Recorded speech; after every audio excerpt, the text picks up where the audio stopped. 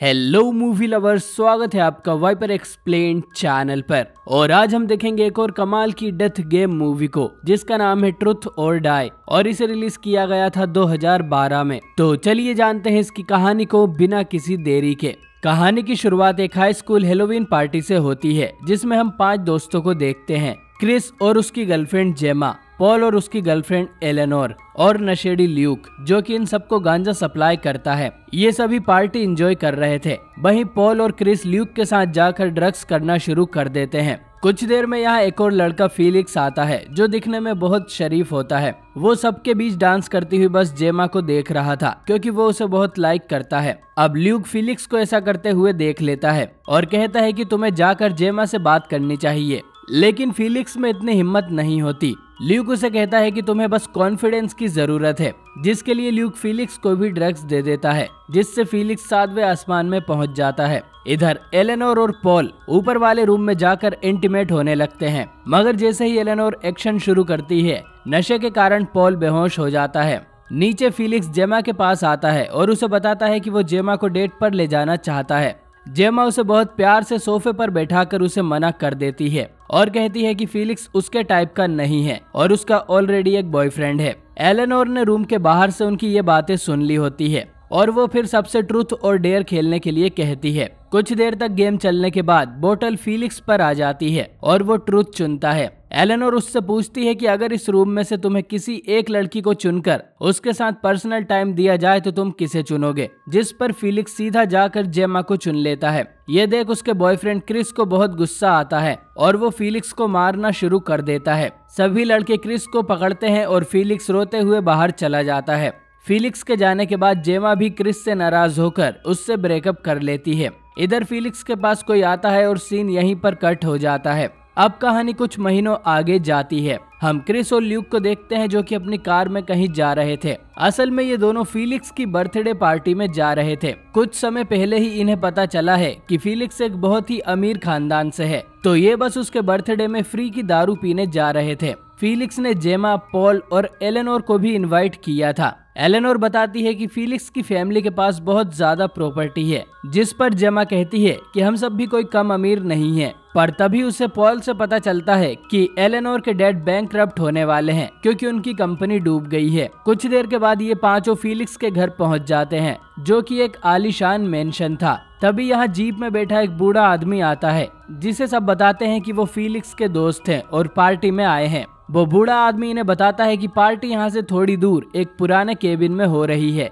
लेकिन वहाँ जाने का रास्ता खराब है, तो इनकी कार वहाँ नहीं जा सकती और सबको पैदल जाना पड़ेगा। कुछ देर चलने के बाद ये सब केबिन तक पहुँच जाते हैं, जहाँ जस्टिन नाम का एक लड़का इन सबका वेलकम करता है। वो बताता है कि वो फीलिक्स का बड़ा भाई है और सबको अंदर आने के लिए कहता है। सभी लोग अंदर आते हैं और देखते हैं कि वहाँ उनके अलावा और कोई नहीं था। जस्टिन कहता है कि उसे बड़ा दुख है कि फीलिक्स आज यहाँ नहीं आ पाएगा, क्योंकि कुछ प्रॉब्लम्स के कारण उसकी फ्लाइट कैंसिल हो गई है। सभी लोग ये सुन डिसअपॉइंट हो जाते हैं, पर जस्टिन बताता है कि उनके पास खाने और पीने का पूरा इंतजाम है, तो वो अभी भी पार्टी कर सकते हैं। सब मान जाते हैं और ड्रिंक्स करने बैठ जाते हैं। इनकी बातों से हमें पता चलता है कि जस्टिन एक आर्मी ऑफिसर है और कुछ समय पहले ही अफगानिस्तान से वापस लौटा है। एलेनोर जस्टिन पे पूरी तरह से लट्टू हो गई थी, क्योंकि वो हैंडसम है और बहुत अमीर भी। अब कुछ देर बाद पार्टी को मजेदार बनाने के लिए जस्टिन ट्रुथ और डेयर गेम खेलने को बोलता है। सबसे पहले बोतल एलेनोर पर रुकती है और वो डेयर चूज करती है, जिस पर क्रिस उसे जेमा को किस करने को कहता है और दोनों को ही ये डेयर कंप्लीट करने में कोई दिक्कत नहीं थी। और ये देख क्रिस और उसके दोस्तों के मुंह में पानी आ जाता है। ल्यूक मजाक में कहता है कि अब पॉल और क्रिस को भी यही करना चाहिए, पर ये सुन जस्टिन गुस्सा हो जाता है और कहता है कि ये मीठों वाली हरकतें यहाँ नहीं चलेगी। इससे हमें पता चलता है कि जस्टिन एक होमोफोबिक है। गेम वापस शुरू होता है और अब बोतल जेमा पर रुकती है। जेमा ट्रूथ लेती है, तो क्रिस उससे पूछता है कि क्या वो वापस उसकी गर्लफ्रेंड बनना चाहती है, लेकिन जेमा साफ मना कर देती है। अब जस्टिन वापस बोतल घुमाता है और जबरदस्ती बोतल खुद पर ही रोककर कहता है कि वो ट्रूथ लेगा। जस्टिन फिर बताता है कि फीलिक्स दूसरे देश में नहीं है, क्योंकि वो मर चुका है। पहले सबको ये मजाक लगता है, पर जस्टिन बताता है कि फीलिक्स ने इसी केबिन में फांसी लगाकर सुसाइड कर लिया है। जस्टिन उस टाइम अफगानिस्तान में था और जब वो वापस लौटा तो उसने अपने भाई को लटका हुआ पाया था। जेमा को ये सुन बहुत बुरा लगता है। जस्टिन आगे बताता है कि ये बात सबसे छुपाई गई थी क्योंकि फीलिक्स एक रिलीजियस और इज्जतदार फैमिली का हिस्सा है जिनके लिए सुसाइड करना कायरो वाला काम है, और क्योंकि अब ये उसकी फैमिली की इज्जत का सवाल है तो जस्टिन जानना चाहता है कि फीलिक्स ने ऐसा क्यों किया और इसलिए उसने इन पांचों को यहाँ बुलाया है। अब हकीकत जानने के बाद ये सभी यहाँ से जाने को कहते हैं। जस्टिन बोलता है कि तुम उसके दोस्त हो तो तुम्हें सब कुछ पता होगा। फिर जस्टिन एक पोस्ट कार्ड निकालता है और बताता है कि ये फीलिक्स की जेब से मिला था। कार्ड पर फीलिक्स के लिए गाली लिखी हुई थी। शायद इसे पढ़ने के बाद ही फीलिक्स ने खुद को मार लिया और जस्टिन को जानना है कि ये पोस्ट कार्ड किसने भेजा था। क्रिस को इससे कोई मतलब नहीं होता तो वो यहाँ से जाने लगता है, पर जस्टिन उसका रास्ता रोक लेता है। अब क्रिस गुस्से में जस्टिन पर अटैक करता है, लेकिन जस्टिन आर्मी ऑफिसर है तो वो आराम से क्रिस को मार के जमीन पर लेटा देता है। बाकी सब ये देखकर डर जाते हैं। एलेनोर जस्टिन पर एक बोतल फोड़ने आती है, पर जस्टिन उससे भी बच जाता है और एलेनोर को एक खींच के चाटा मारता है। इसके बाद जस्टिन अपनी पिस्टल निकालकर पॉल की टांग में गोली मार देता है और सभी और ज्यादा डर जाते हैं। जस्टिन फिर लूक से चेयर लाने को कहता है और एलेनोर और जेमा को उन पर बैठाकर उनके हाथ पैर बांधने को बोलता है। तब तक पॉल अपनी जेब से मोबाइल निकालकर पुलिस को कॉल करने की कोशिश करता है। जस्टिन को यह दिख जाता है और वो सीधा पॉल के हाथ पर गोली चला देता है, जिससे पॉल की एक उंगली कट जाती है। इसके बाद जस्टिन के कहने पर ल्यूक सभी के मोबाइल्स और कार की चाबियां एक लॉकर में रख देता है, जिसमें हम कुछ ग्रेनेड्स भी रखे हुए देखते हैं। जस्टिन उन चारों को कुर्सी से बांधकर कहता है कि वो आपस में डिसाइड कर ले कि वो पोस्ट कार्ड किसने भेजा था। इसके बाद जस्टिन ल्यूक को लेकर घर से बाहर आ जाता है और उसे भी पोस्ट कार्ड के बारे में पूछता है, पर ल्यूक मना कर देता है और कहता है कि वो फीलिक्स को ठीक से जानता भी नहीं था। ल्यूक का काम सिर्फ पार्टीज में ड्रग्स लाना और उन्हें ड्रिंक्स में मिलाना होता है। जस्टिन उसकी बात पर भरोसा कर लेता है और पूछता है कि उस दिन पार्टी में क्या क्या हुआ था। ल्यूक उसे सब कुछ बता देता है कि कैसे उसने फीलिक्स का कॉन्फिडेंस बढ़ाने के लिए उसे ड्रग दिया था और कैसे उसकी और क्रिस की लड़ाई हो गई थी। अब जस्टिन ल्यूक से कहता है कि वो उसे सही सलामत छोड़ देगा, बस वो ऐसे ही जस्टिन का साथ देता रहे। वहीं घर के अंदर क्रिस खुद को छुड़ाने की कोशिश करता है। एलेनोर क्रिस पर ही इल्जाम लगाती है कि उसी ने फीलिक्स को कार्ड भेजा होगा क्योंकि उनके बीच झगड़ा हुआ था। क्रिस मना कर देता है, मगर एलेनोर और जेमा को उसकी बातों पर भरोसा नहीं होता। पॉल सबको शांत करता है और कहता है कि उन्हें बस अपने हाथों से टेप निकालने की कोशिश करनी चाहिए। पॉल जेमा से उसके पीछे रखे ड्रॉअर तक जाने को कहता है ताकि उसमें कोई टूल हो तो जेमा उसकी मदद से आजाद हो जाए। जेमा अपनी चेयर पीछे खिसकाने लगती है, लेकिन उसकी चेयर अड़ जाती है और वो नीचे गिर जाती है। यह बात सुनकर जस्टिन अंदर आ जाता है और जेमा को उठाता है। पॉल जस्टिन से उन्हें छोड़ देने को कहता है, पर जस्टिन के इरादे ऐसे नहीं थे। वो कहता है कि अगर उनमें से कोई भी एक ये मान ले कि पोस्ट कार्ड उसने भेजा था तो वो बाकी सबको जाने देगा और तब तक ये लोग ट्रूथ और डेयर का गेम खेलेंगे। जस्टिन अब बोतल घुमाता है और सबसे पहले बोतल जेमा पर रुकती है।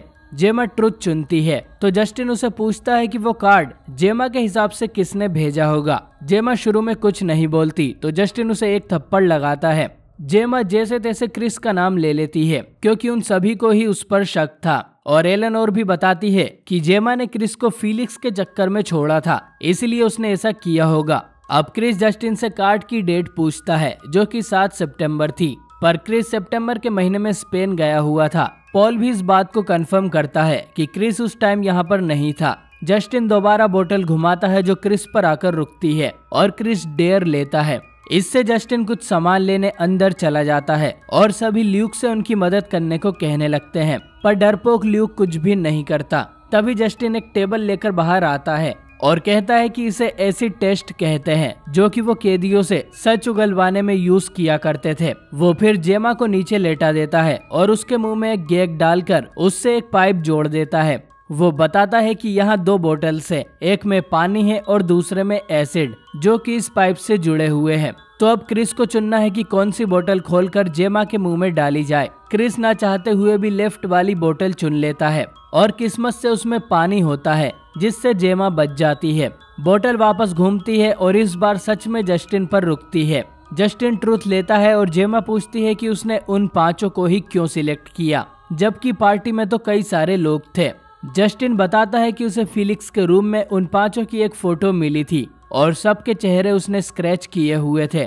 जिससे जस्टिन समझ गया था कि इन पांचों ने ही फिलिक्स के साथ कुछ किया है। अब बोतल वापस घूमती है और इस बार बोतल एलेनोर पर रुकती है और वो ट्रूथ लेती है। जस्टिन पूछता है कि इस बार एसिड टेस्ट किस पर किया जाए। जस्टिन उसे नाम चुनने के लिए 5 सेकंड्स देता है और कहता है कि नाम न लेने पर वो खुद एलेनोर पर ही टेस्ट करेगा। एलेनोर डरकर क्रिस का नाम ले देती है। जस्टिन वापस अंदर जाकर उस डिवाइस को लाता है। वो क्रिस को लेटाने वाला होता है, मगर क्रिस डरते हुए झूठ कहने लगता है कि हाँ, मैंने ही वो कार्ड भेजा था।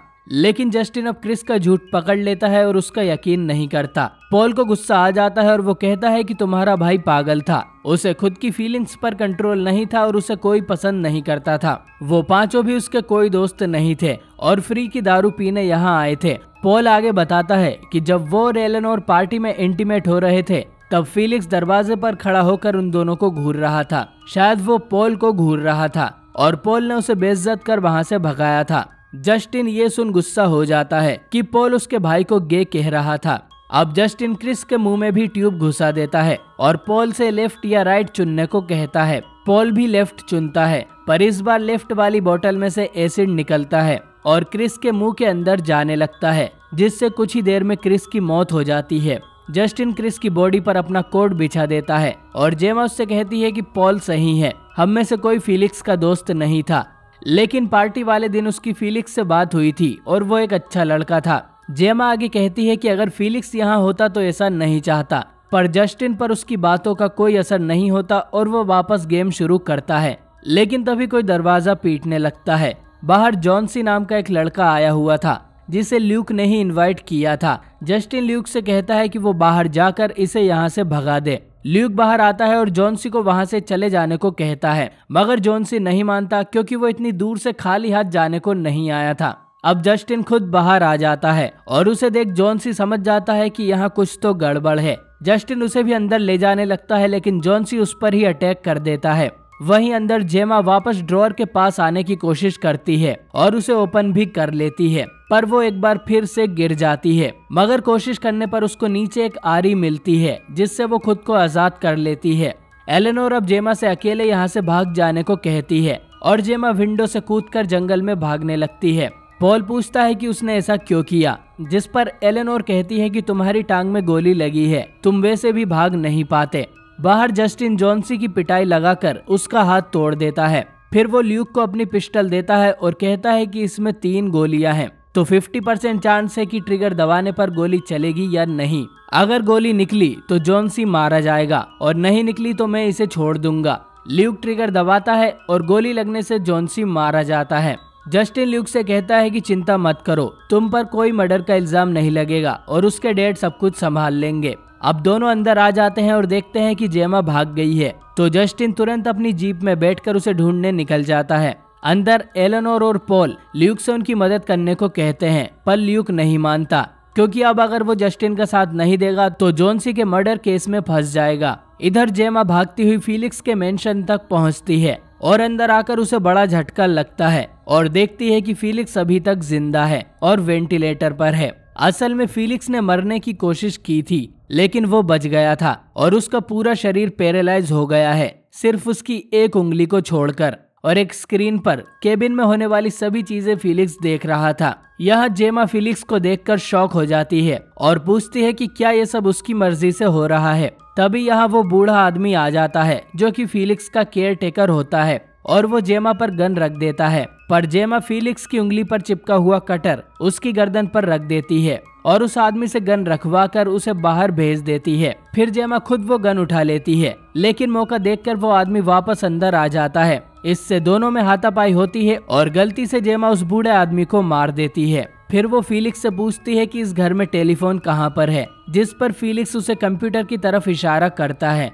जेमा उस पर ऑनलाइन हेल्प लेने जाती है, पर उस कंप्यूटर में इंटरनेट नहीं था। इतने में वहाँ जस्टिन आ जाता है और जेमा को पकड़ लेता है। जेमा उसे समझाने की कोशिश करती है कि फिलिक्स के सुसाइड का उन लोगों से कोई लेना देना नहीं है, पर जस्टिन फिलिक्स की आंखों के सामने ही जेमा की गर्दन तोड़कर उसे मार देता है और ये फिलिक्स को बिल्कुल अच्छा नहीं लगता। इधर एलेनोर किसी तरह अपने हाथ से उस टेप को निकाल लेती है। पॉल ल्यूक से कहता है कि उसकी टांग में गोली लगी है जिससे उसे बहुत दर्द हो रहा है। और उसका दर्द कम करने के लिए ल्यूक पॉल को पाउडर सूंघा देता है। एलेनोर ल्यूक से कहती है कि उसे भी पेन हो रहा है और जैसे ही ल्यूक उसके पास आता है तो एलेनोर उसकी उंगली काट लेती है। फिर अपने दोनों हाथ खोलकर उसे जोर से धक्का देती है जिससे वो जमीन पर पड़े एक टूल पर गिर के मारा जाता है। एलेनोर फिर पॉल को छुड़ाकर उसे ले जाने लगती है, मगर तब तक जस्टिन फिलिक्स को व्हीलचेयर पर लेकर यहाँ आ गया था। एलेनोर के हाथ में गन लग जाती है जिससे वो फिलिक्स को मारने जाती है, पर जस्टिन के सामने आने से गोली उसके कंधे पर जा लगती है। फिर जस्टिन और एलेनोर में लड़ाई होती है जिसमें पॉल भी एलेनोर की मदद करता है और एलेनोर जस्टिन के फेस पर एसिड की बोतल फोड़ देती है जिससे जस्टिन का आधा चेहरा जल जाता है। अब एलेनोर उसे एक खंबे से बांध देती है और पॉल को जीप में जाकर वेट करने को कहती है। पॉल उसकी बात मानकर बाहर आ जाता है जहां जीप में उसे जेमा की लाश मिलती है। एलेनोर जस्टिन को बताती है कि पार्टी वाली रात वो लास्ट में फिलिक्स के पास गई थी और उसे लेकर अपने बेडरूम में आई थी। दोनों नशे में थे और फिलिक्स इंटीमेट होना चाहता था, पर एलेनोर को पॉल को सबक सिखाना था। उसने आगे कहा कि फिलिक्स ने पार्टी के अगले दिन नहीं बल्कि उसके भाई के आने के एक दिन पहले फांसी लगाई थी, तो समझ जाओ कि उसे किसका डर था। एलेनोर फिलिक्स से कहती है कि तुम खुद बताओ तुम किससे डर रहे थे, और फिलिक्स जस्टिन को देखने लगता है। एलेनोर अपना मोबाइल लॉकर से लाती है और जस्टिन को एक वीडियो दिखाती है जिसमें पार्टी वाली रात को वो फिलिक्स को अपने रूम में लाकर उसे किस करने लगती है और एलेनोर ने ये सब कुछ रिकॉर्ड किया था। जहां फिर एलेनोर पॉल के प्राइवेट पार्ट पर किस करती है और फिर वो फिलिक्स को भी वैसा ही करने को कहती है और फिलिक्स पॉल का प्राइवेट पार्ट को शक करने लगता है। तभी पॉल की नींद खुल जाती है और वो फिलिक्स को वहां से भगा देता है और फिलिक्स की ये हरकत देखकर जस्टिन उससे बहुत गुस्सा होने लगता है।